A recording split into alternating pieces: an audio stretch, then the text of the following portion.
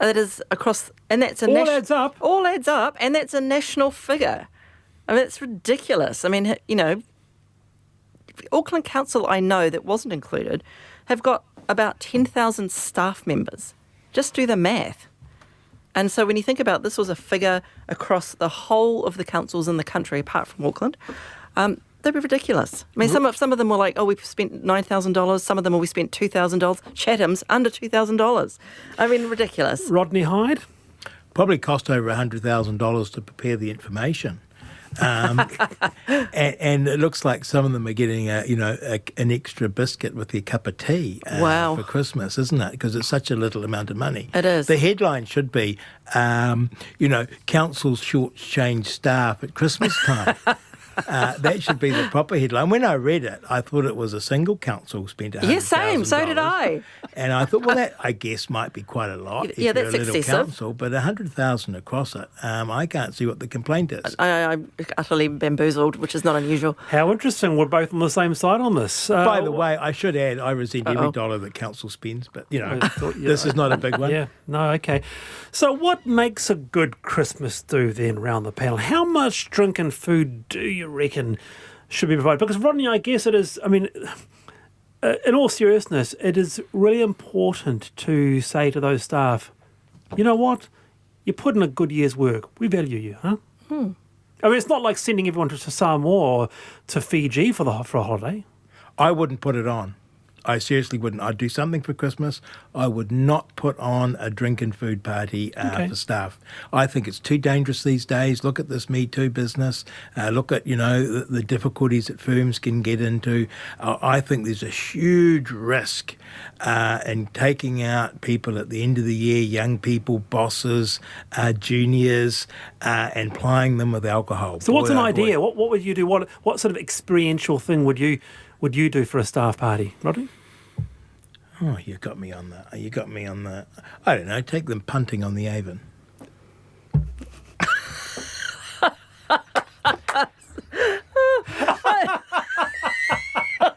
It's lovely. No, you go punting on the Avon. Yeah. And who doesn't like punting? Who doesn't like punting? Yeah. But and then have a wee, cheese and biscuit at the end of it. Okay, I'm feeling it. No. This alcohol business for firms and for staff, you can see, this is where Russell McVeigh got into trouble, No.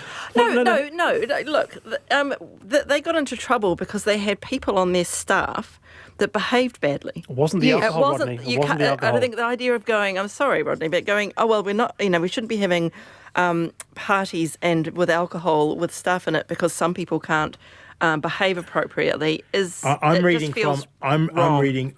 from the report now, and yes, we know that. We know the Margaret Day. We know what it said. But away from that, does Rodney have another point in that we do rely pretty heavily, aside from all that, on the good old piss up? Sure, we do. No question. But I feel like it's unreasonable to the people that can drink and behave themselves, of which there are many. I've been to quite a few Christmas parties. And you've generally had a good time? I have, and haven't got into trouble. All right. Do you feel like punting on the Avon with Rodney Hyde? Not overly. Not anytime soon? Not if it's only cheese and a cracker.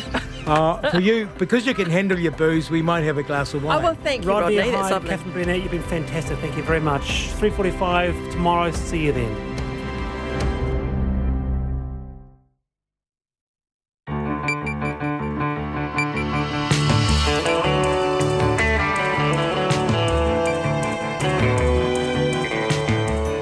Whakarongo mai koe ki te reo irirangi o Aotearoa. This is Checkpoint on RNZ National. I'm Lisa Owen. E haere nei, two petrol stations 2 kilometres apart, but with a 33-cent price difference. And a warning, the pain won't just be at the pump. It could soon be coming to a grocery store near you. Meanwhile, the big petrol companies stand by to pour big bucks into protecting Auckland's fuel supply.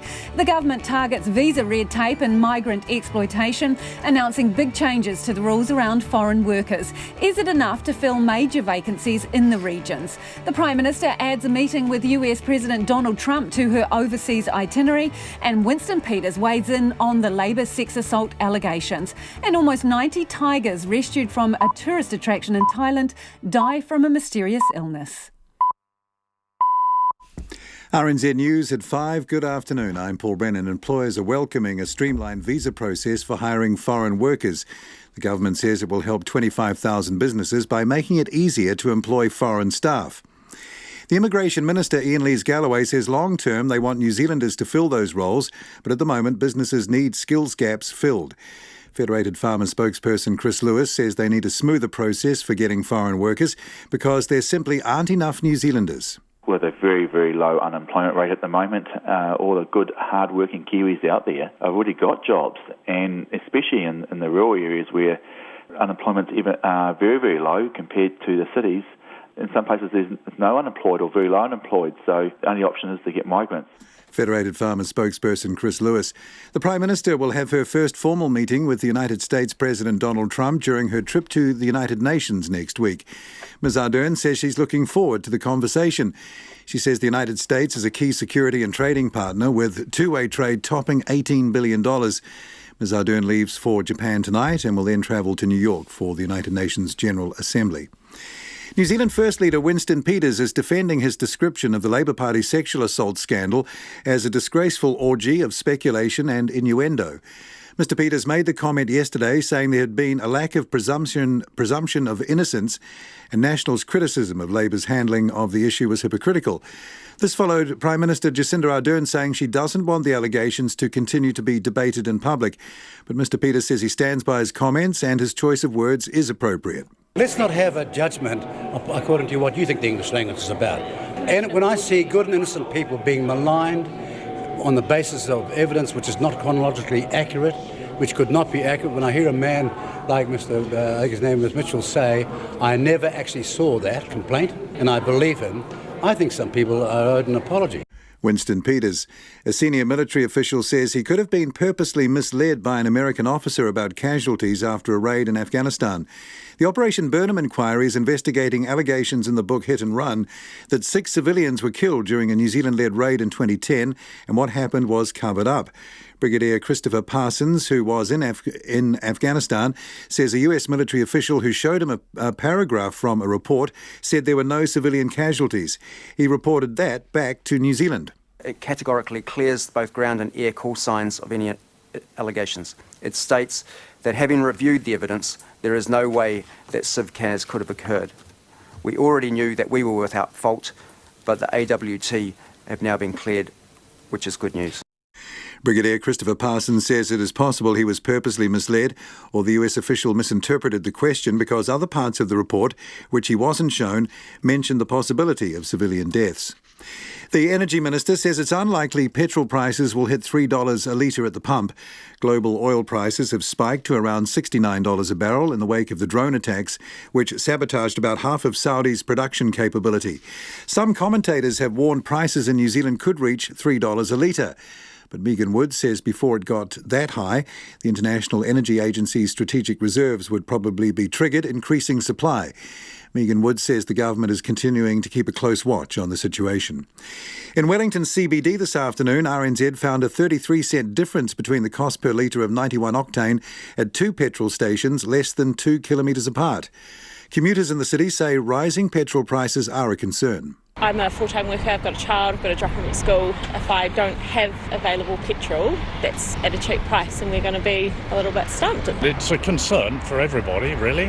I'm a builder, so everything we do, we're going to have to forward charge it to a client anyway. So it's just going to put the price up for everything. Megan Wood says the government is continuing to keep a close watch on the situation. Some residents of a former Queenstown campground may be homeless from next month after being evicted to make way for a $1 billion development. The former Lakeview camping ground site will be turned into a development, including 1,500 housing units, commercial and public land. But at present, about 300 people, many low-wage migrant workers, live at the campground. They were served eviction notices earlier this year, and most will have to be out by late October. Scaffolder Noriel Lassak says he has nowhere to go. I didn't find any house as of now. I don't know where I'm going.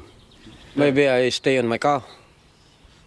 I just sleep on the car with my wife. Noriel Lassak.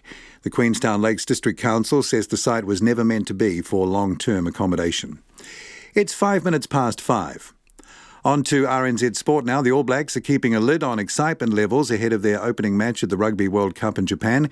The defending champions face old rivals South Africa in Yokohama on Saturday. Hooker Dane Cole says it's important to find a mental sweet spot throughout this week. We don't want to play the game today, and we've obviously got a lot of new guys that are playing their first World Cup, so it's a chance for us to get really excited but make sure we get nice and clear early in the week, and then make sure we play the game on Saturday. Meanwhile, the All Blacks' Pool B opponents Italy are staying optimistic about their quarter-final chances, with South Africa also in the five-team group. Azzurri aren't expected to break their run of never making it past the pool stage, but captain Sergio Parrici says Italy, who did score an upset win over the Springboks at the end of 2016, have left no stone unturned in their preparation. The New Zealand Rugby League star Tuela Fotu-Moala will be the first female to face the NRL judiciary. The Kiwi Ferns prop, who plays for the Dragons in the NRLW competition, is challenging the grading of her dangerous contact charge from their season opener over the weekend. If she's successful, Fotu-Moala will be free to play against the Warriors in Auckland this weekend, but will be out for the season if her challenge fails. And the New Zealand Olympian Corey Main has announced his retirement from competitive swimming. Main was a semi-finalist in both the 100 metres and 200 metres backstroke at the 2016 Rio Olympics. That's the news. The worst thing, John, about your proposal, no, let me finish. The people that you would hurt most are the low income. He's telling fibs. The fact of the matter, here's the problem I've got. He pulls numbers out of the sky. Forget the personal attacks. Live mayoral debates on Morning Report. On Thursday, it's a battle of two former Labour cabinet ministers, John Tamahere and Phil Goff in Auckland. Local issues on Morning Reports. Listen and watch it live on rnz.co.nz and other major news websites, Freeview Channel 50 and on Facebook. Then on 9 to noon, designing thriving above-ground waterways in place of concrete channels and pipes to create water-sensitive cities. And after 10, Sir Graham Dingle and Joanne Wilkinson on their decades working with at-risk young people through their foundation and Project K. Join me, Catherine Ryan, on 9 to noon after Morning Report on RNZ National. Now we have the short forecast from Met Service taking us through to midnight tomorrow, Wednesday, for Northland, Auckland and Coromandel. Partly cloudy, a few showers this evening and again tomorrow afternoon or evening. Waikato to Manawatu, that includes Bay of Plenty in the central high country. Scattered rain clearing up this afternoon or evening and a fine day tomorrow. Gisborne and Hawke's Bay, scattered rain developing this afternoon, clearing tomorrow morning and becoming fine. Hortowhenua through to Wellington and Wairarapa, cloudy periods. Isolated showers in Wellington and Wairarapa late this afternoon and evening. Fine weather there tomorrow. Nelson, Marlborough, Canterbury and Otago except Clutha. Fine, apart from isolated showers this afternoon. For the rest of the South Island, showers, some heavy with hail, becoming confined to Fiordland and coastal Southland this evening. At the Chatham Islands, a few showers, clearing tomorrow. It's nearly 8 minutes past 5. Thanks, Paul. This is Checkpoint and I'm Lisa Owen. While you might be bracing yourself for price hikes at the fuel pump, it could also mean you'll soon be paying more for basic food supplies. Global oil prices have increased as supplies have been cut in the wake of the drone attacks on facilities in Saudi Arabia on Saturday. Those attacks sabotaged about half of the country's production capability. New Zealand freight carriers are standing by for the impact and are warning that the cost of food and goods is likely to rise as fuel price increases start to bite. And as our reporter Tracy Neal discovered, fuel prices today varied by up to 33 cents a litre for unleaded 91.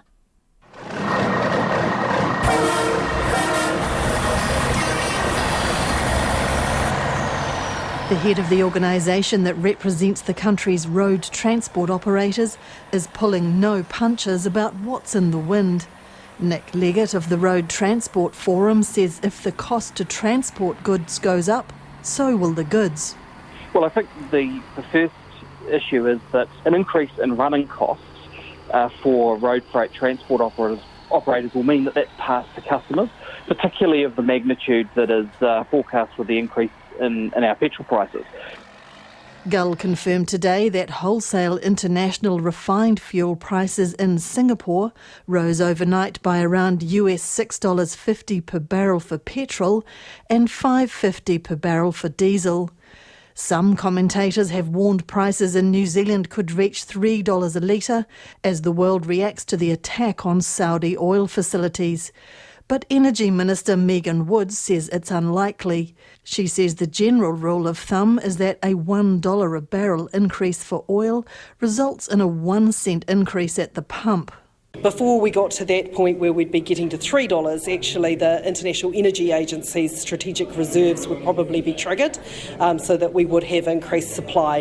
And it's probably around a $20 a barrel rise that would see the trigger of the release of those reserves. Megan Woods says the government is continuing to keep a close watch on the situation, but consumers are worried. Petrol prices in Havelock North ranged from $2.08 at Mobil to $2.17 at Z. Motorists filling up at Z Energy said the price rise overnight was a worry. Yeah, I just noticed that. I don't get much for what I usually get. A lot of travelling, so yeah, it's a bit scary. I am concerned because it's a struggle for everyday living as it is. Well, it affects all the consumable goods across the transport industry. So everything's going to go up eventually. The Trucking Association's chief executive, Dave Boyce, says the increases are yet to hit the road freight industry, but are looming large. He says margins are already tight and the flow-on effects will mean consumers will pay more.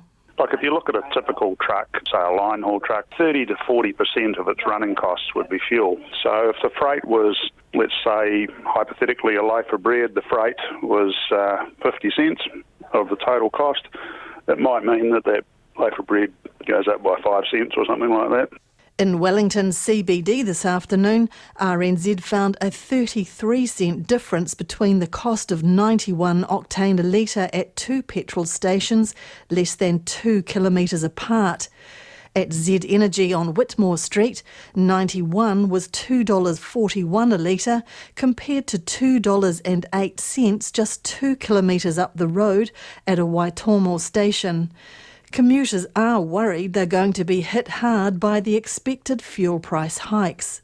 Yeah, it definitely will. I mean, I'm a full-time worker, I've got a child, I've got to drop him at school. If I don't have available petrol, that's at a cheap price and we're going to be a little bit stumped. Yeah. It's a concern for everybody, really.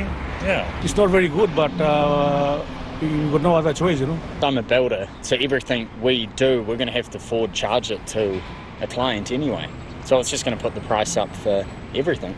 But in Nelson, where today there was a 10-cent variation in the price of petrol within 2 kilometres, drivers are yet to see the full impact.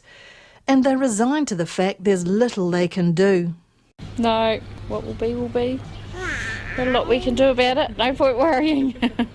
According to the Americans, they got most of the oil, so we don't have to worry about it. Should have moved yesterday or something like that, but it hasn't. It's still on the same. And not really. Whatever happens will happen. There's nothing we can do about it. It was the same in Hamilton, where there was a large variation in prices within a short distance. Drivers were not happy, but seemed resigned to the fact it was out of their control. Well, it makes things unmanageable. Like, I've got 2 young children and, yeah, it just makes things harder. Do you think the price is going to go much higher? What would that mean if it did go much higher for you, for instance? I'll be walking. What do high prices for petrol mean to you, for instance? Does it make a difference? Makes it harder, yeah. It's going to go up and up and up, and it just really does make it harder to get about. Dave Boyce says the cost of shifting primary produce to ports for export will also increase, which will make New Zealand less competitive with overseas markets. Consumer New Zealand says it doesn't yet know how big the impact will be. The organisation's head of research, Jessica Wilson, says there is always volatility in fuel prices, which is why the Commerce Commission is looking into it. In our market, the prospect of rising prices makes the work the Commerce Commission is doing, trying to shed more light on this market, all the more important to make sure that domestic conditions aren't also skewing what we pay. The Commission is looking into factors that may affect competition in the retail market for petrol and diesel in New Zealand. In Dunedin, petrol prices today differed by up to 20 cents. Motorists say they expect to feel a bit of a pinch, but it wouldn't stop them from jumping behind the wheel. It'll have a really big impact on my business. So we travel a lot for that, and use the car a lot for that. Oh, it will just increase the cost to get to and from work, and even public transport. It might increase the bus fares. I suppose I might get a bus, but that seems a bit unlikely. And at least one Dunedin resident can see an upside. In general, it's probably going to have a good effect because it'll drive down people's overall use of fossil fuel emissions. And if we're to tackle climate change, getting rid of fossil fuel emissions is our number one priority and something that all New Zealanders can do that's really meaningful. Energy Minister Megan Woods says the international oil market is set up to try and insulate the global community from shocks in the price of oil. But conflict in an oil-producing area of the world is something all countries have to be prepared for. For Checkpoint, Tracy Neal. Love to hear from you on that issue. How worried are you about petrol prices? And is it, driving you to change your behaviour? You're going to catch the bus, get out the sneakers and walk? Or maybe the push bike? Let us know. Text us on 2101. You can tweet us at Checkpoint RNZ, or you can email checkpoint@rnz.co.nz. The controversy over sexual assault allegations is still swirling around the Prime Minister as she departs for a 2-week trip overseas tonight. However, a confirmed meeting between the US President Donald Trump and Jacinda Ardern when she's at the United Nations in New York provided some distraction today. And the Deputy Prime Minister, Winston Peters, has launched into the scandal fresh from a month's medical leave from Parliament, describing the events as a disgraceful orgy of speculation and innuendo. Here's our political editor, Jane Patterson. I got bad news for you all. I'm back, and I've never been fitter. Winston Peters back to his bombastic best after a month off for health reasons. I know that you're wrong, and I know that the way that you people have behaved, and the bunch of vultures out there following Paula Bennett's innuendo and scathing fake news, is a disgrace to New Zealand journalism, and above all, is a disgrace to the fundamental principle on which our society depends, that you're innocent until proven guilty. Mr Peters remarked on what he said was a disgraceful orgy of speculation and innuendo in an interview yesterday. That was after Jacinda Ardern had said she no longer wanted the dispute played out in public. But Mr Peters is standing by his comments. When I see good and innocent people being maligned on the basis of evidence which is not chronologically accurate, which could not be accurate, when I hear a man like I think his name was Mitchell, say, I never actually saw that complaint, and I believe him, I think some people are owed an apology. Ms Ardern says she's calling time on the public debate over the allegations. Maria Dew QC will look specifically at the complaints brought forward by a group of Labour Party members. A third party, independent of Labour, will also look at how allegations were handled by party officials and potentially senior government ministers and their staff. The back and forth between complainants and officials who ran an initial investigation continue, with each insisting their version of events is correct, relating to emails sent and received. Ms Ardern says it's now time to let the reviewers do their job. We need a very clear process where we can now actually follow what should be best practice. I absolutely accept that hasn't happened to date through, in large part, the fault of the Labour Party. And in the middle of all of this, a diplomatic coup for the Prime Minister, a formal meeting with the US President in New York. I've obviously met President Trump on a number of occasions and had several phone calls with him. This just happens to be our first formal bilateral. She's promising to again lobby Mr Trump to lift aluminium and steel tariffs when she sits down with him next week. The world leaders will hold official bilateral discussions in New York on Monday afternoon local time. Ms Ardern says she's looking forward to her conversation with him. I think my relationship is absolutely fine. It's always enabled me in the margins of meetings or on phone calls to have a good, frank exchange of ideas and views. Nationals leader Simon Bridges says she departs New Zealand, leaving a mess behind. Despite 2 reviews now underway, Mr Bridges told reporters it was not enough. If this isn't to be a whitewash, the terms of reference need to be wider. They need to include what happened in the Beehive. I think the questions in relation to Grant Robertson are simple.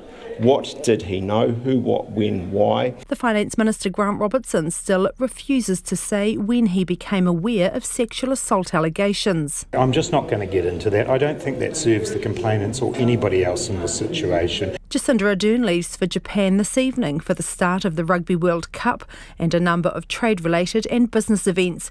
Then on to the UN General Assembly in New York. From Parliament for Checkpoint, Jane Patterson. And it's almost 20 minutes after 5. You're with Checkpoint on RNZ National. Employers are welcoming a streamlined visa process for hiring foreign workers and say it'll help them fill critical labour gaps where Kiwis aren't available. The government has outlined changes to employer-assisted temporary work visas, which is where the company's tried and failed to find an appropriate New Zealander and looks overseas. The government says it'll benefit at least 25,000 businesses by making it easier to employ foreign workers in the short term. But the changes will also require sectors to train more New Zealanders long term. The National Party says it generally supports the changes but will need to see the detail, including what it requires of employers to be part of the scheme. Jordan Bond reports. The government says the current process for employing temporary migrant workers is messy, and the changes will make it much easier for employers to fill jobs that they just can't domestically. The Immigration Minister Ian Lees-Galloway says instead of 6 different visa types, there will be one, which will be more straightforward. It should mean that, particularly in the regions, that we're able to fill the genuine skill shortages that exist, but it will also place a lot more onus on employers to look at what they are doing to provide training and support and opportunities for New Zealanders. Mr Lees-Galloway says while short-term gaps need to be filled, the long-term priority is to have New Zealanders in those jobs, and they expect sectors to train and employ more homegrown talent. He says the change will also require accreditation for all employers of foreign workers in order to reduce exploitation. Negotiations over the next year with each of the larger sectors will result in tailor-made agreements for each one's specific needs. Federated Farmers employment spokesperson Chris Lewis welcomes the change and says they need a smoother process for getting foreign workers because there aren't enough New Zealanders. With a very, very low unemployment rate at the moment, all the good, hard-working Kiwis out there have already got jobs, and especially in the rural areas where unemployment's even very, very low compared to the cities. In some places there's no unemployed or very low unemployed, so the only option is to get migrants. The spokesperson for the Meat Industry Association, Surma Karapiva, says the current system is onerous on business. The meat sector's 2,000 workers short across the country. She says the changes are both business-friendly and will mean better results for consumers. The point really is to ensure that there are systems in place to enable us to tap into new labour sources which will support us in growing our sector and delivering for New Zealand as a whole. The aged care sector expects the over 85 population to triple in the next 20 years, and the sector already heavily relies on foreign workers. The Aged Care Association Chief Executive, Simon Wallace, says they need 1,000 more workers every year for the next decade, and they've been lobbying the government to change the process. It certainly hasn't been working of late, with very lengthy delays in the processing of visas for our staff. On the surface, this looks like it will be a more efficient process.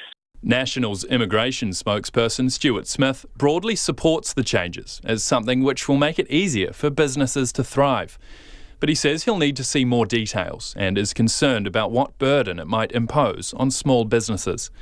Mr Smith says we clearly need international labour, but questions why we're short of workers when job seeker benefit numbers are rising. I think there's a deeper problem in New Zealand that we have so many people appearing on the job seeker support benefit, while we've got very high labour market participation rates and businesses that just can't get staff. The government says the changes will be rolled out starting next month, and the last changes implemented by 2021. For Checkpoint, Jordan Bond. And as mentioned, the meat industry is 2,000 workers short right now and is hoping the government's work visa changes will help fill those gaps with overseas workers.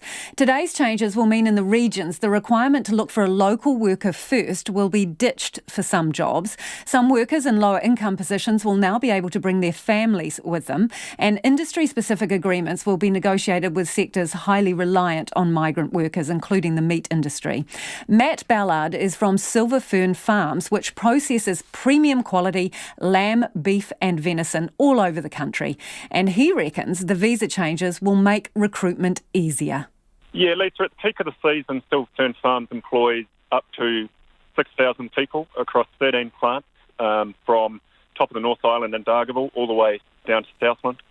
And every year to fill that number of seats, we recruit anywhere between 2,000 and 2,500 people. At any point in time during the main season, which typically runs from December till August, we may be short between 200 and 500 staff at different points of time during the course of the season. So the ability to have some flexibility to help us fill roles right in the peak production periods is really valuable for us.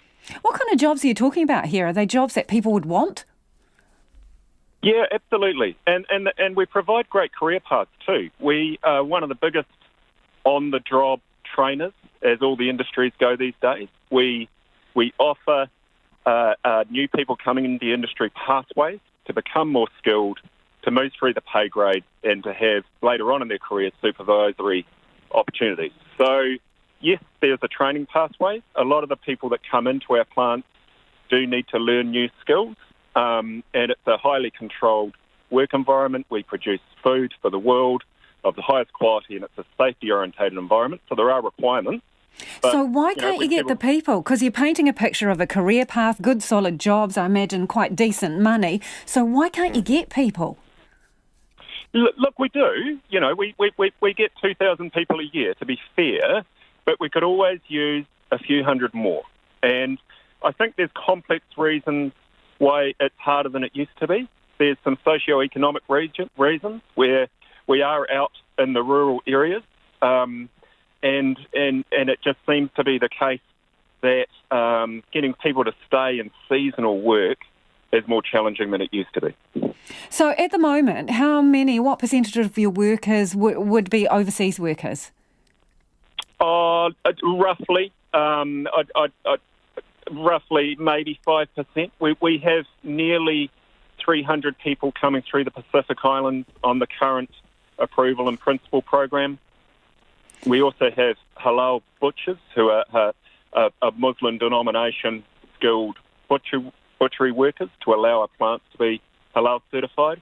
And then out there'll be lots and lots of other people that have come to New Zealand either during the course of the season or during the course of their lives. So it's a little bit hard to say specifically, but it's a decent number. So how do you reckon these new visa changes announced today, how are they going to help you fill that up to 500 jobs each season? Firstly, I'd like to commend the Ministry on the work they did consulting with industry. We've been involved both at a meat industry level, and I've been involved personally, Silver Fern Farms, giving feedback through the consultation process, and the Ministry has listened. So I believe that the key things are the simplification of the process, the one single immigration visa, the employer accreditation, and the industry immigration agreements, which we hope to successfully be one of the first industries to put one of those in place with the Ministry. So what is that, Matt? Simplified process. Can you help people understand what that means? Will it mean you get a set number of people, or how does it work? Look, we need to work through some of those details, but my understanding at the moment is that we'll outline the broad parameters of what the industry needs by regional needs, and the accredited employers within that framework will be able to move faster than we otherwise would have. I think it's critical that other key parties are involved in that process. We've got a good relationship with the Meat Workers Union and with other industry stakeholders. So I think it's really, really important that everyone's on the same page, because at the end of the day, having the right number of people in our plants allows us to produce at a higher level with good quality, and therefore all of our workforce gets the rewards for that. So that industry-wide agreement, do you think it will take away the flood of paperwork, in essence, and save time? Yeah, exactly. And as the process has been to date, we've tended to need to resubmit multiple times, multiple years, individual plants. So the administration piece of it's been difficult. And I think even better, our ability to communicate with prospective employees about timelines and expectations, and their families as well, is going to be really positive. I also believe the ability for workers on immigration visas to support their families, that change is also a very positive one. So this is the one where they put a kind of stop to it in 2017, I think it was. If you're a low-income worker, you will now be able to bring your family with you, correct? Under the right circumstances, yeah, that's yes. right. So why is that good for you guys? Well, look, I mean, I think if you want, we're better off having someone who's going to be employed by us for a number of seasons, a number of years. That way we can offer career paths, we can offer movement through the pay grade, and that's much more likely when they've got the whānau and family around them. So your businesses are mainly in the regions. So there is a move here to get rid of the requirement in the regions to prove that you've looked for a Kiwi worker first. What difference is that going to make for you? Practically, probably not a massive difference, because the reality is where we're advertising for roles, we're doing that anyway. I think it became a bit of an administrative hurdle, to be honest with you. So again, if that can be cleaned up, then that's all good. Obviously, as a New Zealand major employer, if we can find skilled, capable local people, of course we're going to take them. It just makes sense. So the counterintuitive idea that we wouldn't do that never really stacked up anyway. Are overseas workers cheaper for you? Because that's the other thing people say. No, not at all. No. Where all of our agreements, where the people come and work in roles from overseas sources, they are all covered by the same frameworks, the majority of which are negotiated with trade unions, and there's no attempt whatsoever to put any other conditions in place. And that was Matt Ballard of Silver Fern Farms, and after 6 we'll be talking to the Immigration Minister.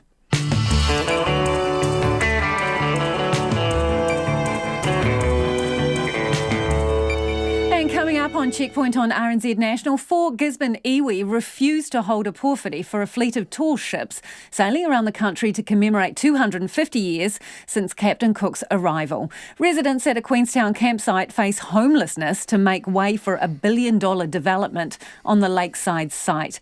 And almost 90 tigers rescued from a tourist attraction at a Buddhist temple in Thailand die from a virus blamed on inbreeding. Get in touch about anything you've heard on the program today.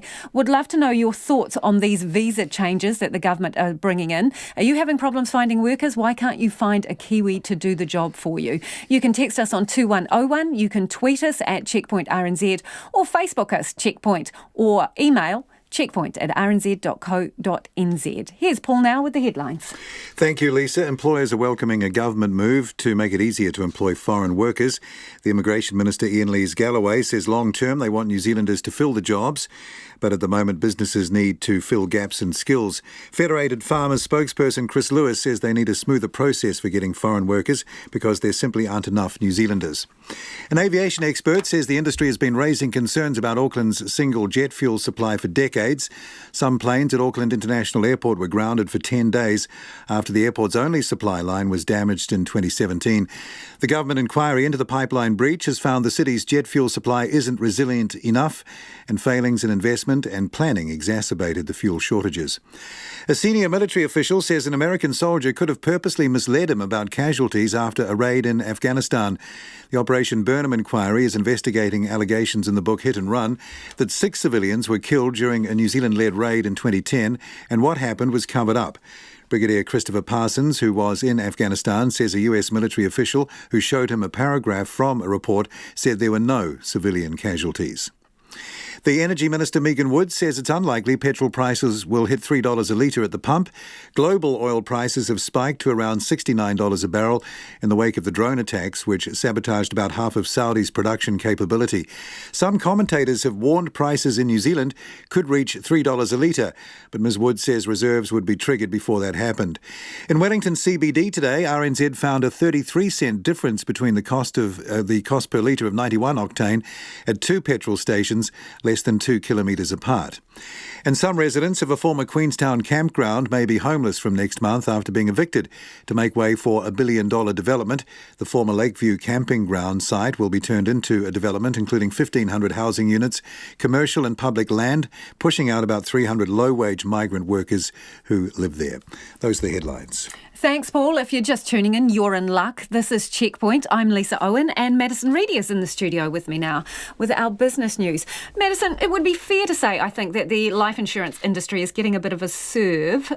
Who from and why? It's getting quite the scathing serve today. This is one of many that it's had recently too. So if you'll remember, the Financial Markets Authority and the Reserve Bank did this joint review into the conduct and culture of the life insurance industry. Now, earlier this year, when it came out with that damning report, it said that it found that the life insurers put profits before people, and it gave them a 6-month deadline to come back to the regulators by mid-year this year with detailed plans on the steps that they would take to improve. Now, the regulators came out today and said that they've received those responses and they are disappointing, underwhelming, and prove that the insurance industry has a weak appetite for change. Now, out of the 16 companies that were required to report back to the regulators here, the regulators say that half of them didn't put much effort into their responses at all. Now, all of the life insurance companies here were required to do an internal review of their own products and practices, but not all of them actually did. But of those who did, they found 75,000 issues that need fixing. Those are things like the overcharging of premiums, the underpaying of benefits, and wrongfully declining claims. And also the fact that some of these life insurers have not even removed sales incentives for frontline staff, which both the regulators and the government said that they wanted to see. Now, I spoke with the Chief Executive of the Financial Markets Authority, Rob Everett, earlier today. Now, he thinks that there are plenty more of these issues that I've just outlined that are yet to be uncovered, given that a number of the life insurance companies in this country are yet to actually do a deep dive into their internal practices. And he is pretty much extremely frustrated from what I gathered, and frankly pretty fed up with this industry. And that's probably because he cannot actually force them to clean up their act. He doesn't have much in the way of legal powers. So when I spoke to him, I asked him what powers he would like. We want to be able to go and see where issues might develop, before they've happened. And in order to do that, you need a power to go in and look at practices and processes and the way incentives are structured and the way the governance works, the way complaints are handled. And if that's not good enough, then you need to be able to punish the firm. And that just does not exist. So that's what we're saying to the government. Let us get out ahead of the problems. Let us have the power to go in and look for this stuff and, if necessary, punish firms for not having it. And then hopefully what we aren't doing is picking up the pieces after the event. So at the moment, it would be fair to say that it's basically you're just asking them to play nicely, but you can't really do much more than that, can you? I agree. I think we're reaching the end of the rope in terms of how much moral suasion we can apply across this sector without legislative obligations on the sector, and that's what we've reported back to the government. Do you think that the insurance industry is afraid of financial regulators? I don't think they're afraid enough, to be honest. I think we're not seeing enough sort of rigour and commitment to tell us that they've really understood the transformational change that all of financial services needs to get to in terms of how they treat their customers.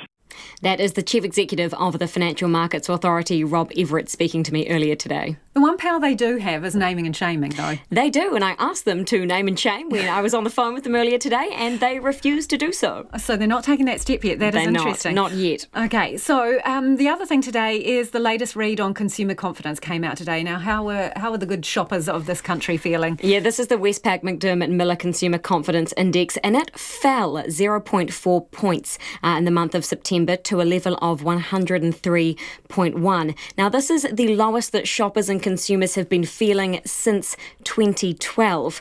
They are feeling worse about this country's economy and the way it's heading, but they are feeling better about their own financial situation, interestingly. But this is pretty much a big nah to the Reserve Bank's 50 basis point cut of the official cash rate earlier this year, which was supposed to spur spending. It seems that the historically low interest rates that we have at the moment are just encouraging people to pay down debt rather than spend up larger at the shops. Yeah, and hunker down. Hey, what else has been going on the markets today? Let's do a quick whirl. The NZX Top 50 index rose 1/3% tonight. That's a rise of 36 points to close at 10,868. The New Zealand dollar, that's buying at 63.3 US cents, 92.6 to the Australian and 51 British pence. Thanks, Maddie. Madison Reedy there with our business news. And let's go to court now, where a woman accused of murdering Demetrius Pairama told police she loved the Auckland teenager and tried to save her the night she died. Ms Pairama's body was found in a steel drum at an abandoned state house in Mangere in July. Toko Ashley Shane Winter and Kerry Te Amo are on trial in the High Court at Auckland, accused of murdering the 17-year-old. Our reporter, Annika Smith, filed this report, and just a warning here, if you've got little people around, this story contains some graphic content and a number of listeners may find it disturbing. The police were first alerted to Demetrius Pairama's death when called to a fight outside McDonald's in Britomart last July. When they arrived, a teenager claimed her friend had been murdered, sparking an inquiry that led to the discovery of Miss Pairama's body in Mangere. The Crown says Ashley Winter and Kerry Te Amo worked together to confine, torture and hang the 17-year-old. Detective Emily Baker was one of several police officers who interviewed Miss Winter. Winter described to me graphic detail about the assault on Demetrius Pairama. She described the following: bashed her, broke her ribs, she heard them break, stripped her naked, tied her up, used a spray can and a lighter to burn her, cut her hair to the scalp. Miss Winter said Mr. Te Amo, referred to as the male, then urinated on a pair of underwear and used them to gag Miss Pairama. The male asked, "How do you want to die, bitch?" Demetrius Pairama replied, "Just hang me." Hung her up with a sheet. The first time she slipped out, so hung her up a second time. She was standing on a chair with the sheet around her neck, and when the male said, "Time for you to go," then he moved the chair out from beneath her. This interview is one of several the jury have now watched. The first is with Detective Samuel Hensman at the Auckland Central Police Station. In it, Miss Winter sobs and dry retches, leaving the room to vomit several times as she describes Mr. Te Amo hanging the teenager. She tells Mr. Hensman that Miss Pairama was like a sister to her, and she tried to save her, but the others stopped her. However, in a later interview with Detective Michael Metcalf, she concedes she helped beat and tie the teenager. She said, then me and that girl assaulted her some more, and then they did what they did. I said, tell me about assaulting her some more, Ashley. She said, I was just punching her in the face and slapping her. Miss Winter's statements to the police directly contradict what the Crown's key witness has told the jury. The teenager, who has been granted immunity from prosecution, told the court Miss Winter was the ringleader of the group. She said the 29-year-old orchestrated the last hours of Miss Pairama's life, right down to giving her a choice of how she wanted to die, by stabbing or hanging. The jury has heard Miss Winter blame the teenager for a past assault. The 29-year-old has admitted kidnapping Miss Pairama but denies murdering her. Mr. Te Amo denies both charges. The trial before Justice Brewer and a jury continues. Atuite ko Te Matua ko Annika Smith aho. 4 major iwi in Gisborne are refusing to hold a porphyry for a fleet of tall ships, including a replica of Captain Cook's Endeavour when it arrives in Poverty Bay next month.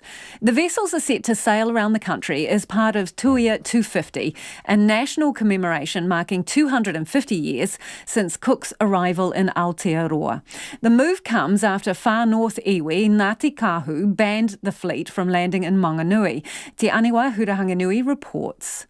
Tension and opposition continues to grow ahead of Tuia 250. The iwi of Rongo Whakaata, Ngāti Oneone, Te Aitanga a Mahaki and Ngai Tā Manuhiri had originally planned to welcome the fleet of vessels, including the Endeavour replica, into Gisborne next month. They've now changed their minds. When we reflected on the 8th of October Pōhiri, we sort of had to think now, backing up, how did we come to be in this position where we were being required to conduct the Pōhiri? And when we thought about it, we thought, well, actually we're not the most appropriate people, given that our collision and counter stories of our tipuna were not great stories.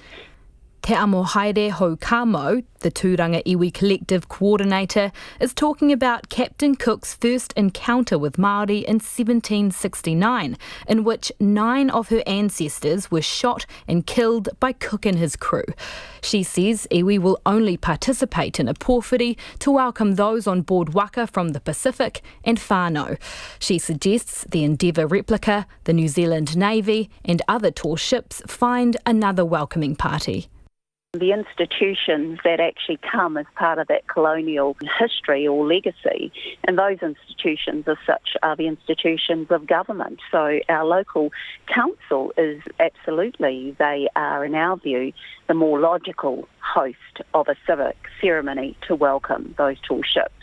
In a statement, the Ministry for Culture and Heritage's Deputy Chief Executive, Tamsin Evans, says she respects the iwi's decision. She says the ministry is still working closely with mana whenua, supporting them to share their stories with the public in any way they choose. Meanwhile, the Minister of Crown Māori Relations, Calvin Davis, says there's still plenty of support for Tuia 250 across the country. Some people support the Tuia event, some people don't. It's up to them, it's their decision. And, I'm heartened by the support that we're seeing around the country by both Māori and non-Māori. And he says the suggestion by iwi that colonialist institutions take care of the welcome instead is rather ironic. Well, I had to laugh that they're going to have a church service in the morning, which Christianity is the epitome of colonisation. On the morning of the 8th of October, Gisborne iwi plan to hold a karakia at dawn to remember the 9 ancestors who were killed upon Cook's arrival in the Rohe 250 years ago. Iwi are in discussions with the Prime Minister's office about receiving an apology for that encounter. Mo te hōtaka o te ahiahi nei, ko te aniwa, hurihanga nui, aho. It's about 14 minutes to 6. I'm Lisa Owen and you're with Checkpoint on RNZ National. Keen for your feedback. Let us know what you think of that. So the tall ships and the Endeavour replica won't get a pōwhiri when they arrive in Poverty Bay. And they're not the only ones. The iwi in Poverty Bay aren't the only ones there. The Far North iwi Ngāti Kahu has banned the fleet from landing in their part of the world as well. What do you reckon? Keen for your feedback on that. So text us 2101, tweet us at Checkpoint RNZ, or you can email checkpoint@rnz.co.nz. Almost 90 tigers rescued from a controversial tourist attraction at a Buddhist temple in Thailand have died. They'd been taken to a state-run sanctuary or sanctuaries where officials say they died from a virus blamed on inbreeding and stress. But conservationists are questioning whether the conditions the tigers were held in were actually safe. The BBC's Freya Cole reports. This tiger held captive in Thailand is showing clear signs of distress. Authorities say the virus, which has killed 86 of the animals, derived from poor living conditions at a controversial Thai temple. The primary cause is a genetic problem linked to inbreeding that has affected their health, making them weak. The playful cubs were once used to entertain hordes of tourists at a place called Tiger Temple, run by Buddhist monks. You could pay to get up close and personal with the creatures in exchange for cash. But in 2016, the monks were accused of animal abuse, trafficking and illegal breeding. Authorities evacuated almost 150 of the big cats to 2 government facilities. But now, just 3 years later, more than half haven't survived. Wildlife conservationists fear they weren't properly cared for, saying the cages looked cramped and inadequate. They say it highlights the need to crack down on tiger tourism to monitor the 2,000 captive tigers which still exist in Thailand. And that's Freya Cole reporting. Residents at a Queenstown campsite are facing homelessness as they're kicked out to make way for a $1 billion development. The Queenstown Council-owned cabins at the former Lakeview campground have been home to many low-wage and migrant workers for years. But those homes are due to be vacated next month for a $1 billion development, leaving many with no option but to leave town or become homeless. Our Otago Southland reporter Timothy Brown went along to visit those living at the site. It's plain to see why the council doesn't want a run-down camping ground on the site. The cabins are an eyesore jutting over the $1 billion view of Lake Wakatipu. But while the cabins aren't much, for migrant workers such as Noriel Lasik, they are home. The scaffolder moved to Queenstown 5 years ago to be able to make a better life for himself and his family. His wife joined him here 2 years ago, but their 3 children, aged 9, 5 and 2, remain in the Philippines as they attempt to get residency and find a home. I have planned to bring my kids, but I have no house. How can I bring my kids, That's a problem. For the past 3 years, he has called the former camping ground home.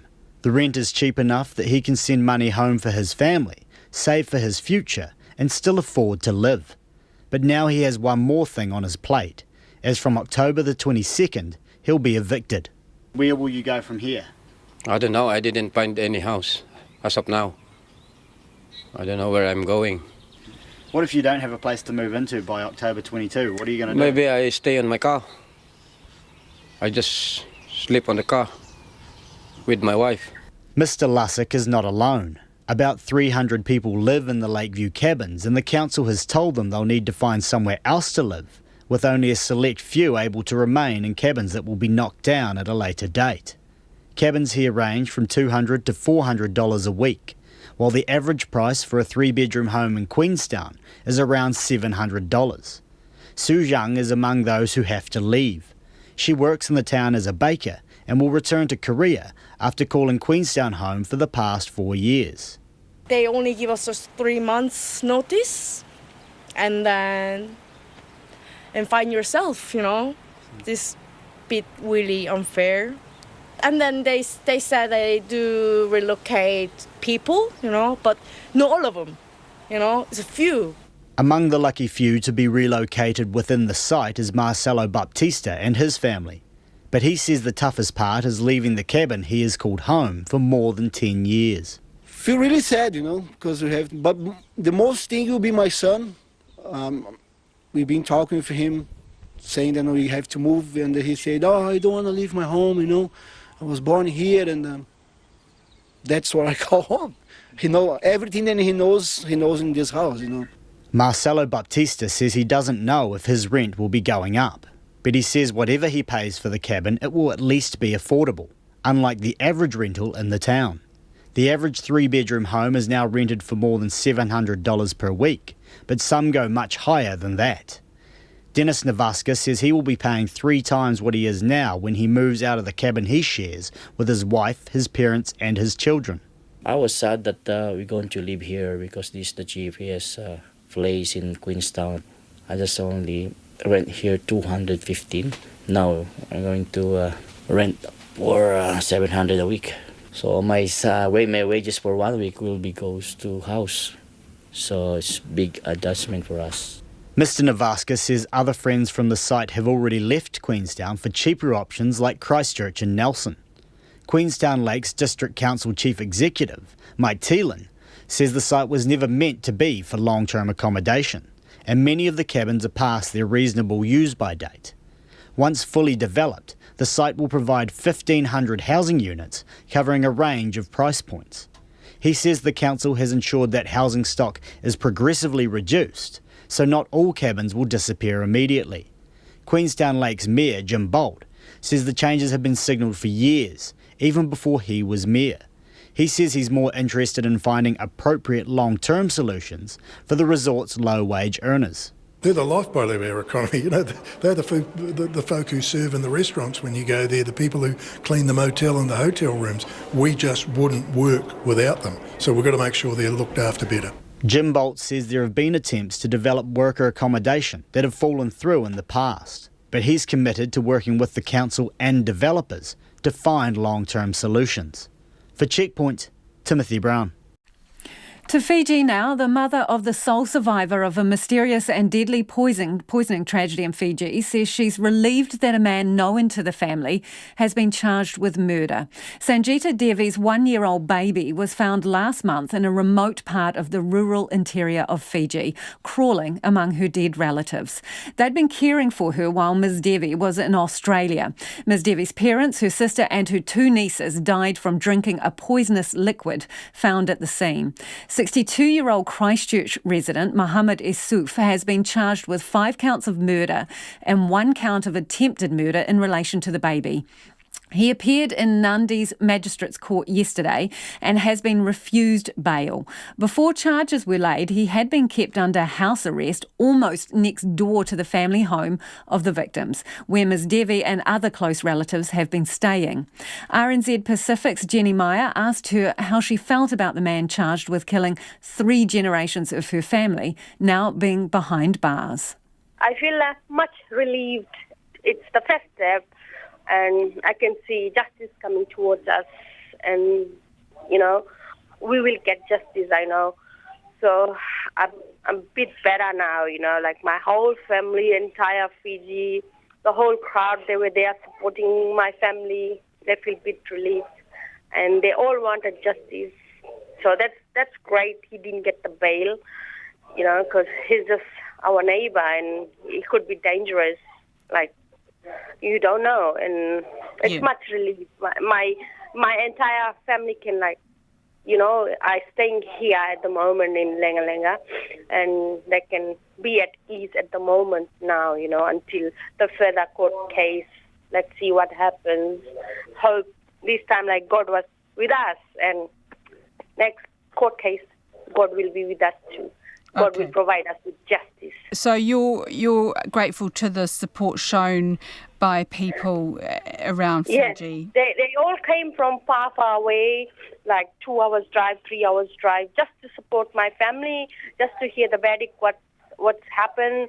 And they all waited since the morning, like since 9 o'clock, like lots of people, and they all wanted justice. So they were there for my family, my parents and my sister, their souls to rest in peace, you know.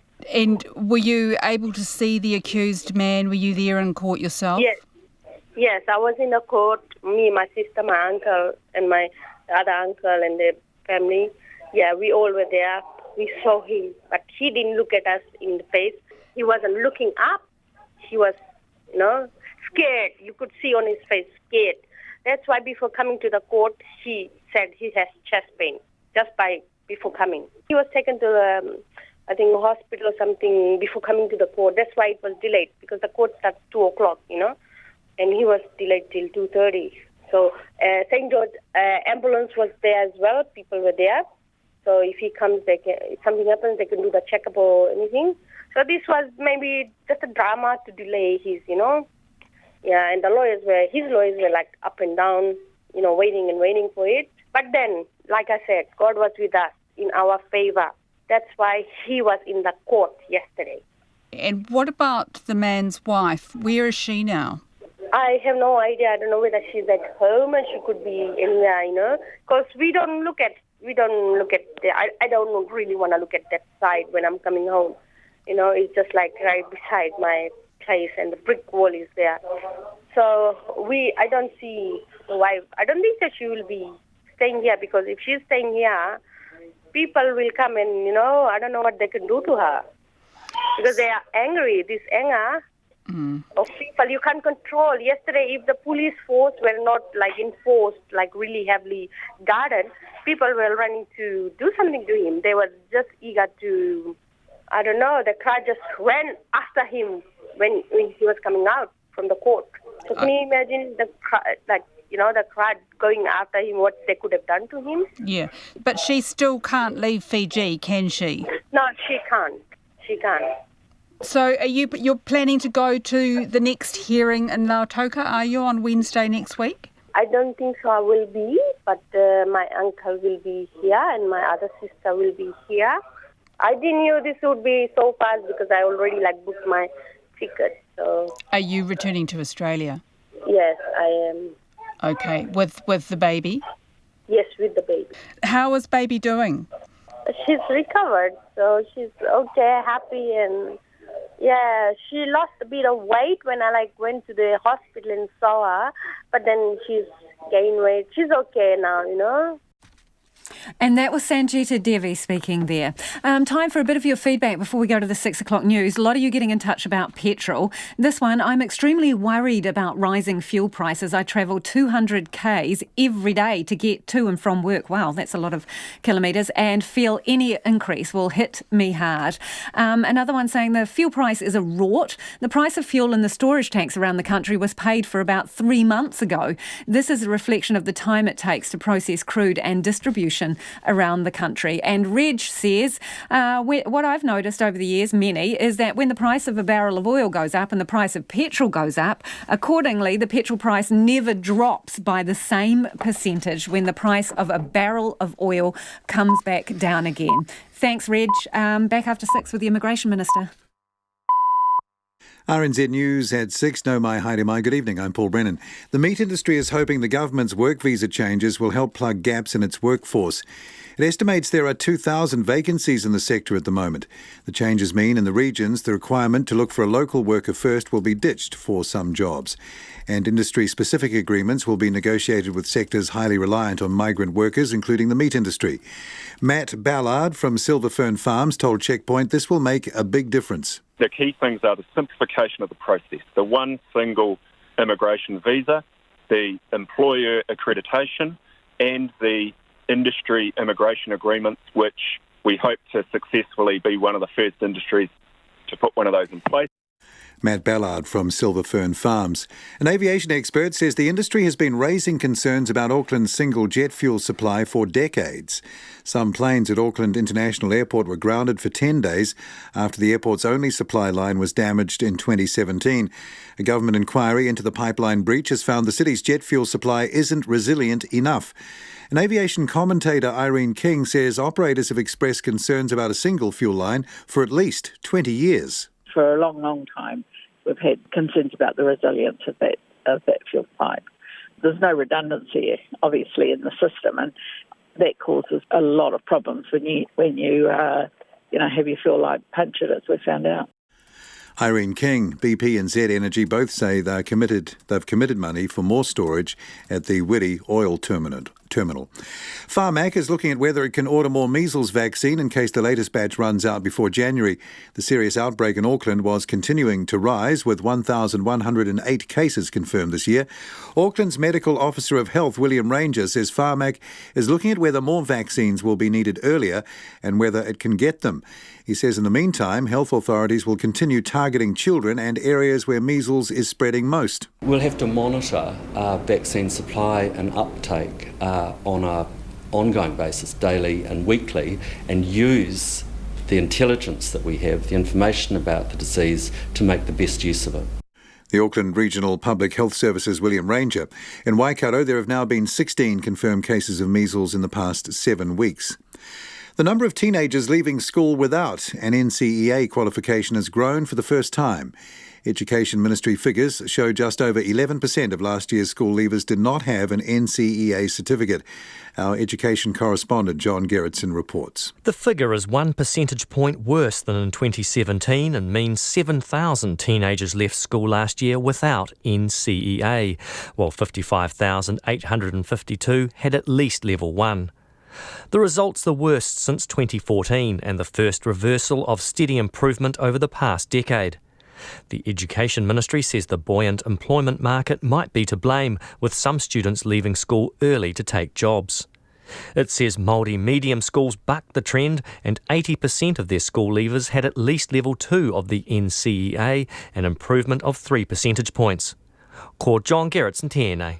Firefighters put their lives on the line this morning to protect an attached administration block at Christchurch's Russley School by crawling along the floor inside the burning building with fire hoses. They managed to bring the blaze under control within 30 minutes. Chief Firefighter Mark Elston says he made the call early to try and save the attached building by sending his men inside. He says moments like these are nerve-wracking as there is always an element of danger involved. We had 4 teams of 2, so it's all hands to the pump. But if you get in quick with all the resources that you need, you can get on top of the fire in an early stage. We thoroughly train our crews, but at the end of the day, we're committing guys into a burning building.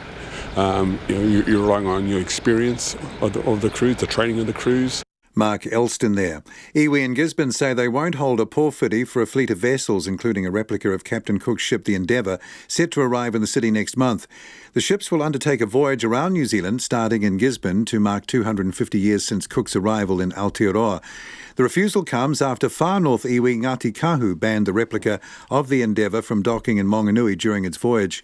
Rongo Whakatea Trust General Manager Amohaere Haukamo says it wouldn't be appropriate for Iwi to conduct a welcome.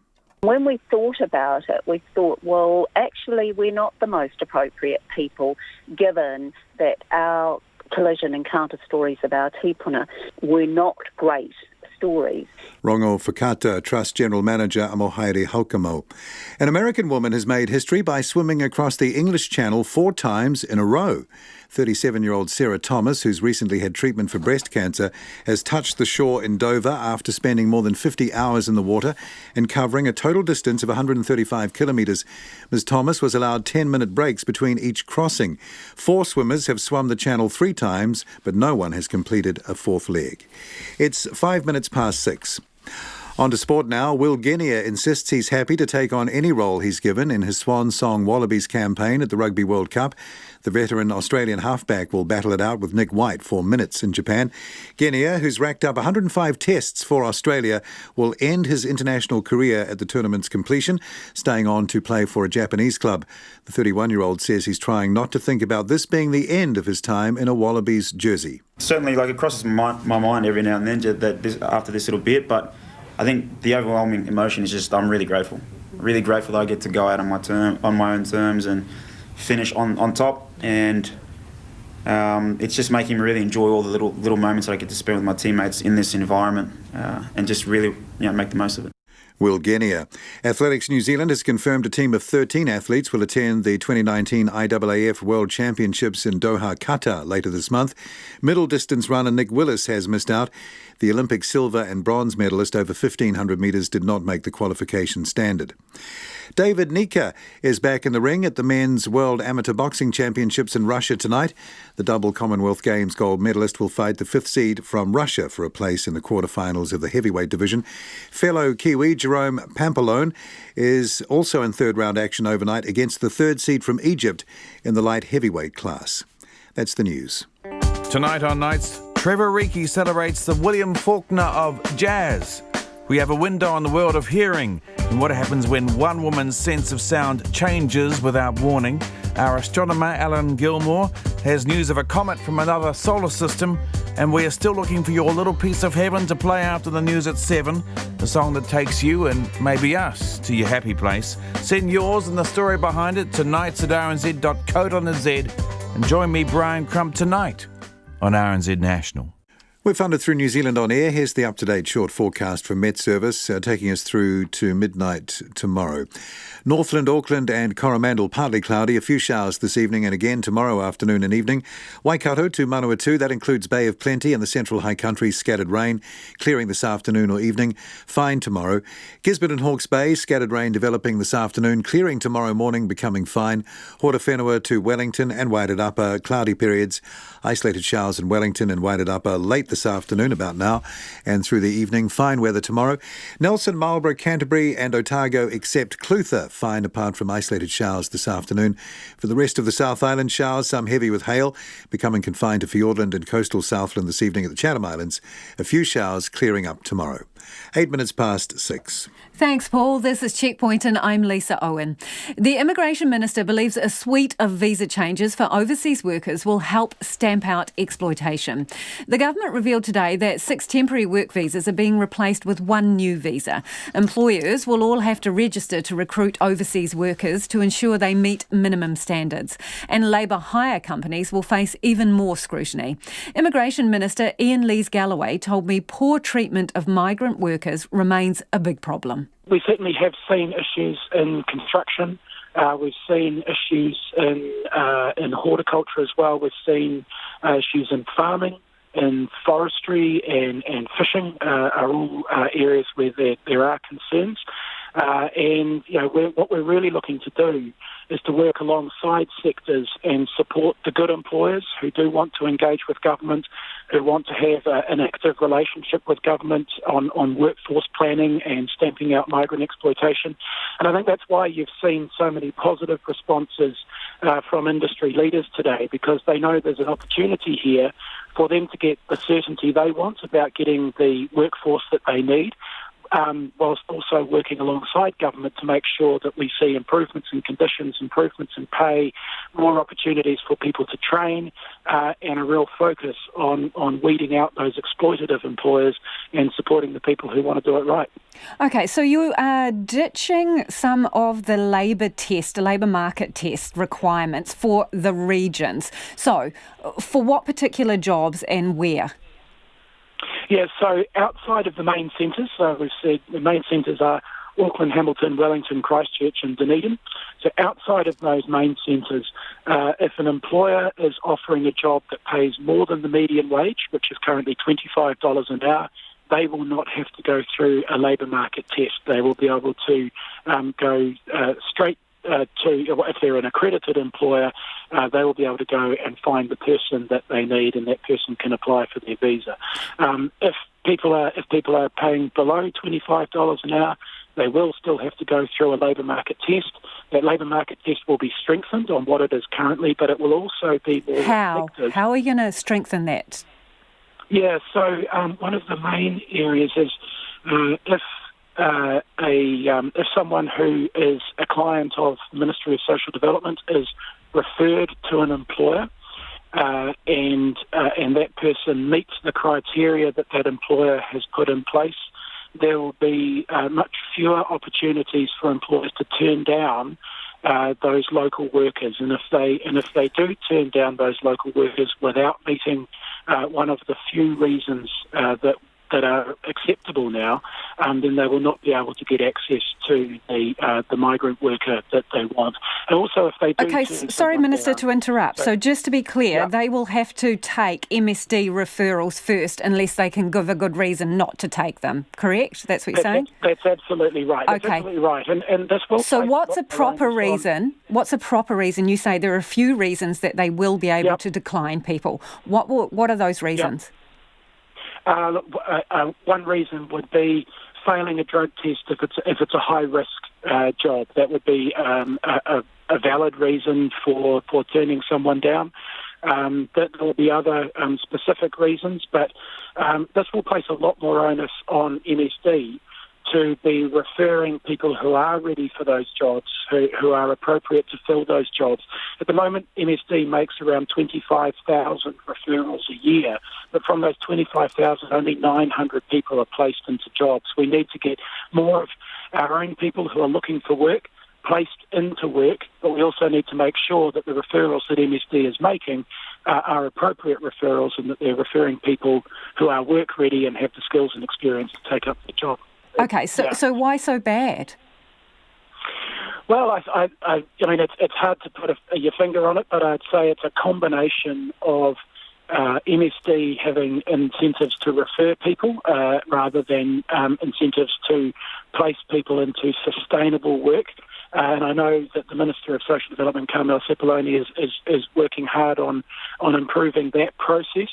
But I also think that there will be examples where employers are turning people down on reasons that probably aren't solid enough from our perspective, and then expecting the immigration system to fill that role instead. Will these changes mean more migrant workers? Look, we're not focused on numbers. But I would like to, I'm interested to know, so will these changes, will these visa changes mean we have more overseas workers working in New Zealand? What's the modelling telling you? So we anticipate that if it has any effect, it has the potential to reduce the number of essential skills visas which are issued. I guess at a time when we have very low unemployment, we have a very strong economy, what we're really looking for is that a greater proportion of the overall workforce comes from within New Zealand. But you're saying these changes will likely cut the number of offshore workers? Look, potentially, but not by how much? Numbers. Look, as I say, we're not fixated on numbers. This isn't. But I'm curious. These changes, I'm sure you are, but these changes are not designed to increase or decrease the number of migrants that come to New Zealand. They are designed to get better outcomes for everybody working in New Zealand. They're designed to help us stamp out exploitation.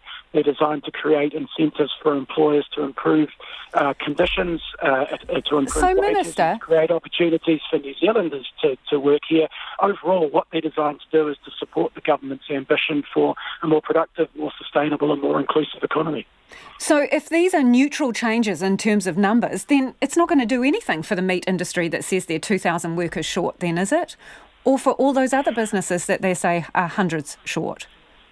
So the meat industry is coming out today saying that they are really enthusiastic about these changes because we want to enter into a sector agreement with them. Now, this is one of the really novel parts of these changes is the idea of an agreement between government and industry about what their workforce needs are going to look like into the future, what we need to do right now and what we want to achieve over time. Now, for the meat industry, it's quite possible in the short term to fill those skill shortages in the regions where they operate, that there is going to be a continued reliance on the migrant workforce and possibly even that in the short term their migrant workforce will grow. But the point of the sector agreement... So are they going to get all the numbers that they need though? Because the bottom line is that's what they're particularly interested in. They've put out a statement today saying they're 2,000 workers short. Will these changes mean they get those workers from overseas?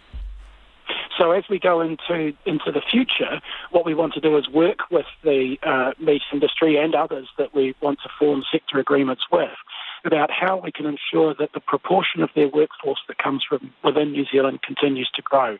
So in the short term, yes, the whole point of this exercise is to make sure that they get the workforce that they need, and that is going to come from both the migrant workforce and from within New Zealand. In the short term, likely that will have a greater emphasis on the migrant workforce, but in the long term, we want to know that by working alongside government, those industries are doing more to create opportunities for New Zealanders too. And that was the Immigration Minister, Ian Lees-Galloway. The Prime Minister says she'll lobby US President Donald Trump to lift aluminium and steel tariffs when she sits down with him next week.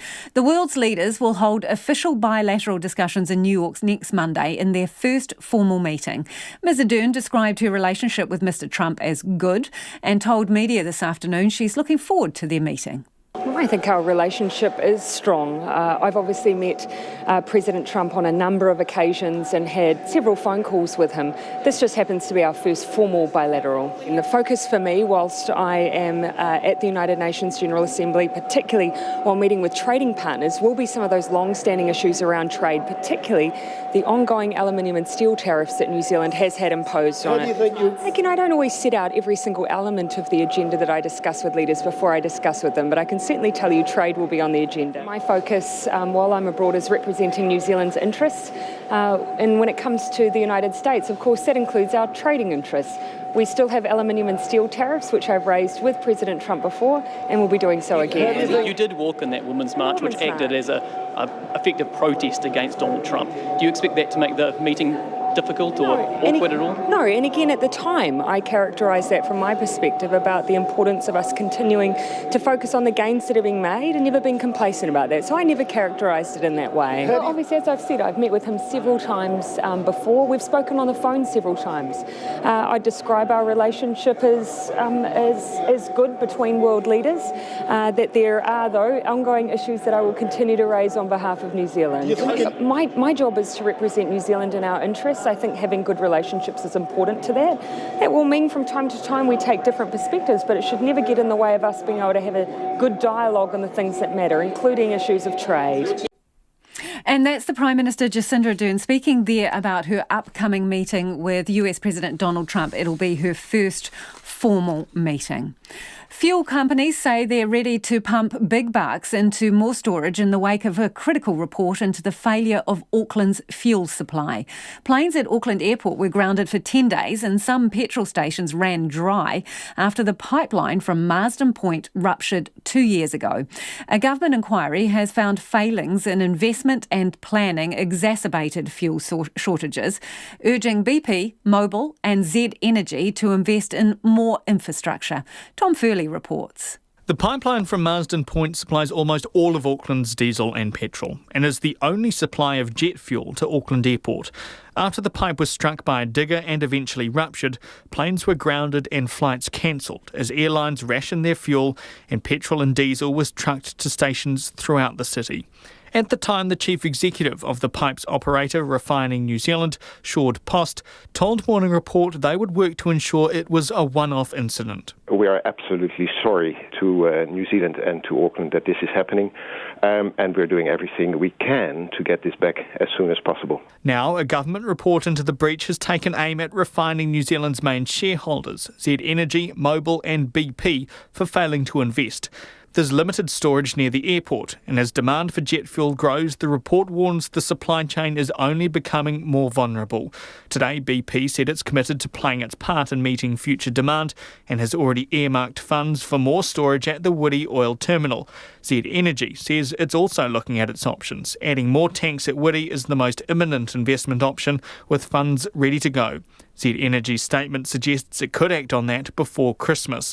Among a raft of recommendations, the inquiry suggests the government develop laws giving it the power to step in if the industry doesn't invest soon enough. The Energy Minister, Megan Woods, says the government is still going through the report, but it should help kickstart investment. The two investigators have drilled very deeply into what the demand predictions are going to look like in terms of particularly jet fuel and what our future needs will be there. And I think actually it's made a business case for future investment, that what the fuel companies will see is that there is going to be increased demand for their product in the future. Auckland Airport declined interview requests today, instead issuing a statement to say it had made changes, including forming a jet fuel supply working group and creating a new system to update and share demand forecasts.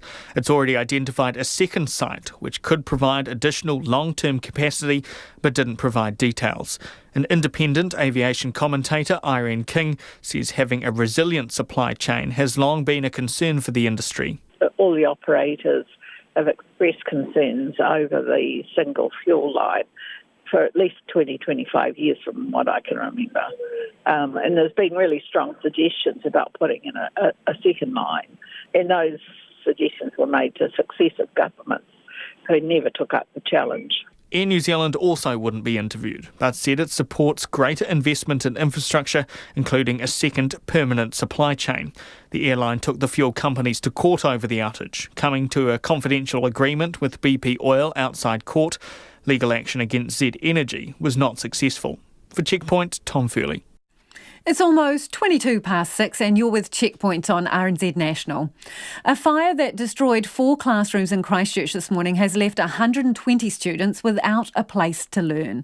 Firefighters put their lives on the line to protect an administration block at Russley School, crawling with fire hoses on the floor inside the burning building. They managed to bring the blaze under control within 30 minutes, but the principal is now trying to work out where to put the students. Conan Young reports. Fire crews arrived just after 7 this morning to find the classrooms well ablaze. Chief Firefighter Mark Elstone says he made the call early to try to save the attached administration building by sending his men inside with their fire hoses. He says it was nerve-wracking given the danger involved. We had 4 teams of 2, so it's all hands to the pump. But if you get in quick with all the resources that you need, you can get on top of the fire in an early stage. We thoroughly train our crews, but at the end of the day, we're committing guys into a burning building. You're relying on your experience of the crews, the training of the crews. Mark Elstone says as well as the adjoining admin block, there was a very real threat posed to other classrooms and neighbouring homes, which were all close to the blaze. At its height, I think, the radiated heat was starting to affect all the surrounding areas. So we got here in time, and as I say, it was a good save by the crews. So the radiating heat was affecting people. What was it like inside there? Yeah, it was toasty. Very toasty. Principal Greg Lewis says it's soul-destroying for his Year 7 and 8 students to have lost all of their work. I'd hate to step in their shoes right now because you pour your heart and soul into doing this. You do this job mainly for love and your connection with kids and the value that you place on that. And to see this like this is not a great way to start your day. The 4 classrooms with their blown-out windows and charred interiors were due to be demolished today. With students asked to stay home, senior staff were gathering to decide where to house the 120 children and 4 teachers who now no longer have a classroom. Greg Lewis says the old school hall may have to do for now, as long as they can source some desks and chairs from somewhere. He said it's sad to have to wave goodbye as the remains of the old classrooms are crushed up and taken away. You become very attached to your place of work, and in particular become very attached to schools because schools are about people, and the buildings are not the focus, but they certainly provide all the connections that you have. So ironically, we're in the planning stages about a school redevelopment and some new build. Not quite what we had expected though. The cause of the fire has yet to be established. Kei o te tahi aho, mō te hotaka o te ahi, ko Konanyang tēnei.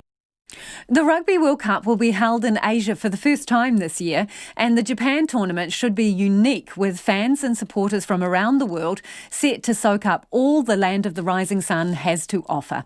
It's the first time the Cup has been outside the traditional nations such as New Zealand and England. So what can those travelling to watch the tournament expect?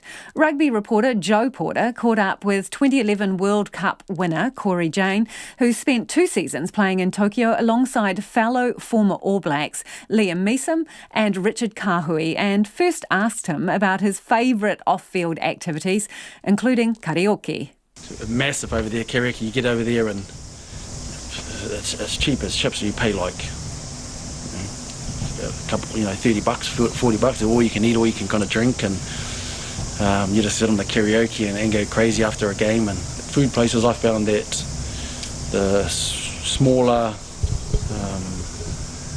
raggedy looking places were actually the best places. You can go to the big fancy and all that, they were good, but you find that little hidden gem somewhere and you look at it and you're like, wow, that's probably has a D rating, but food was outstanding, and there's just something to do on every corner, and I think that's what people are going to love about it. The lights are big, and they put on a show over there when you walk down the streets and all that kind of stuff.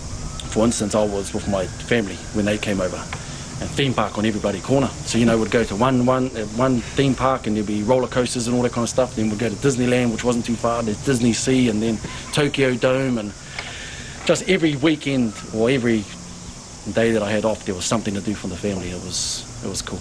Did you and the family like just wandering around in the evening on some of those big pedestrian crossings with all the lights and what's going on, and just soaking up that energy? Yeah, in Shibuya. Yeah, and we were over there when it was Halloween as well, and they embrace it, not like we do here in New Zealand, not like America. And we tried to go to Shibuya, which is where the big crossing and it is. Kids were all dressed up, I was dressed up, and you couldn't park anywhere close to anything. There were just so many people. We went to Disneyland and there was about 48,000 Rapunzels and that. And you're like, is this the real one? And what about just the mass of people and the size of Tokyo itself? How did you find that? It's unreal. It's pretty cool to see. You get lost, like the Google maps and all that kind of stuff like that. It's a relationship breaker, I tell you. What about the bathhouses? Did you get there with Richard? He's got a few tattoos. Do they let him in? Yeah, so you got to cover up. Certain places, I think, like Liam and that he was big on it. I always had a bath at home. I had baths every night, so I don't need to go out and try to find an onsen somewhere. But it's pretty cool, go to an onsen and there's 10 grown men sitting there nude, never met each other, having a conversation. So it's very interesting. And what I know, Liam loves a bit of a kava ceremony over here. Did you guys ever get into the sake over there? We got into like the Japanese boys. It's horrible stuff. Oh, it's well, it depends how drunk you are. They're like lemons. Especially when it's warm. Yeah, it's interesting. We had like a few team functions and they're fun to drink with the Japanese guys. Like we're in New Zealand, we do it a little bit wrong. Like they'll go for 2-3 hours. We might go to a dinner and bang, drinking, and they'll go crazy for 2-3 hours. Faces will get red. Like every one of them just went red as. It's brilliant, and they get drunk and they seem to find their English. Just like when we get drunk, we drink a bit, we start to find our Japanese speaking. But after that, it's time to go home. We're here in New Zealand. 5 o'clock in the morning. It's time to go home. We do it a little bit wrong. But it's a cool place to go over there and have some fun in that aspect. Yeah. And that was Corey Jane speaking to Joe Porter. 48,000 Rapunzels at Disneyland. I'm not sure whether that is a nightmare or a dream come true. Just before we go, some feedback from you on the fuel prices. David's been in touch to say, thanks for highlighting the vast array of petrol prices. When I hear freight companies telling us their charges will need to rise, I want to know if they buy at the cheapest rate or at the one that they have done a long-term deal with or their company. Arrival of mobile apps telling us the best price makes a huge difference, says David. And Patrick's been in touch to say this is absolute nonsense that a tanker loaded in the Gulf would take at least 25 days to transit to New Zealand, a further week to refine at Marsden Point. The oil company should not be allowed to get away with fearmongering and blatant profiteering, says Patrick. Appreciate all your feedback this evening. Don't forget you can go online and check out some of our visual stories too. The news team will keep you up to date through the evening, and we will be back tomorrow, same time, same place. RNZ News headlines at 6:30. The meat industry hopes the government's work visa changes will help plug some 2,000 vacancies in its workforce. An aviation commentator says a government inquiry has turned up decades-long concerns about a single fuel line between Marsden Point and Auckland. With 1,100 cases of measles already, Pharmac is considering ordering more vaccine in case the latest batch runs out before the next lot is due in January.